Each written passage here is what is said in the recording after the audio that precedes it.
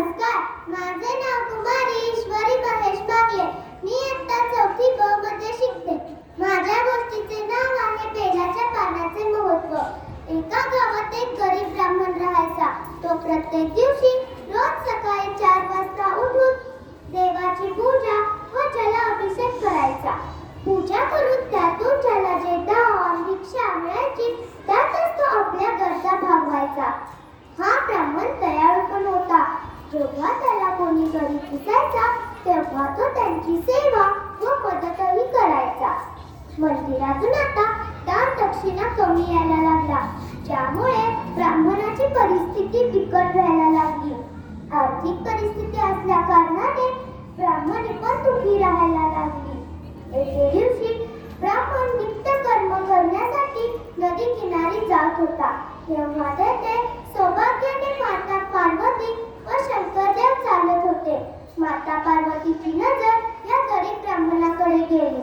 त्याचा असा उदास चेहरा पाहून मातेला सर्व कळाले व माता प्रभूंना म्हणाली, ही स्वामी, हा ब्राह्मण तुमची नित्य मनाने रोज पूजा करतो, परंतु अजूनपर्यंत तुम्ही त्याची मदत का नाही केली? यावर प्रभू म्हणाले, पार्वती, तू चिंता नको करू. त्याने आजवर जितकी बेलाची पाने वाहिली तितके धन त्याला आज लाभणार आहे. पार्वतीचे व प्रभूंचे बोलणे एका सावकाराने ऐकले व तो मनात म्हणाला, बेलाची पाने अर्पण करणारे ब्राह्मण इतका श्रीमंत होऊ शकतो तर मी का नाही होऊ शकत? असे म्हणून तो ब्राह्मणाच्या घरी गेला व त्याला म्हणाला, तुझ्याकडे जितकी बेलाची पाने आहे ती सर्व मला दे. त्याच्या बदल्यात मी तुला 100 सोन्याची नाणी देईन. ब्राह्मणाला पैशाची गरज असल्याने त्याने सर्व पाने सावकाराला दिली व सावकार ती पाने घेऊन शंकराच्या मंदिरात गेला व ती सर्व पाने अर्पण केली व चमत्कार व्हायची वाट बघत बसला. असेच बसून बसून सावकार मध्यरात्रीपर्यंत चमत्कार व्हायची वाट बघत बसला.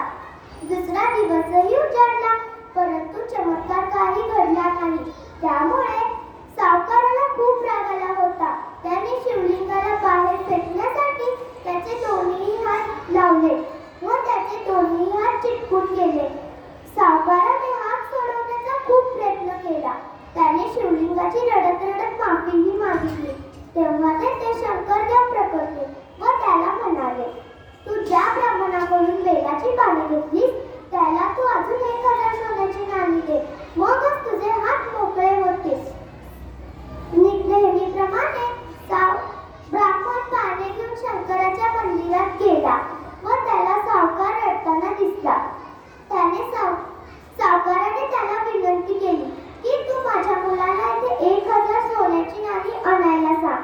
तेव्हा तेथे सावकाराचा मुलगा सोन्याची नाणी घेऊन आला व ती त्याने ब्राह्मणाला दिली. तेव्हा सावकाराचे दोन्ही हात मोकळे झाले. बोला जय शंकर देवा, बोला जय शंकर देवा. तात्पर्य,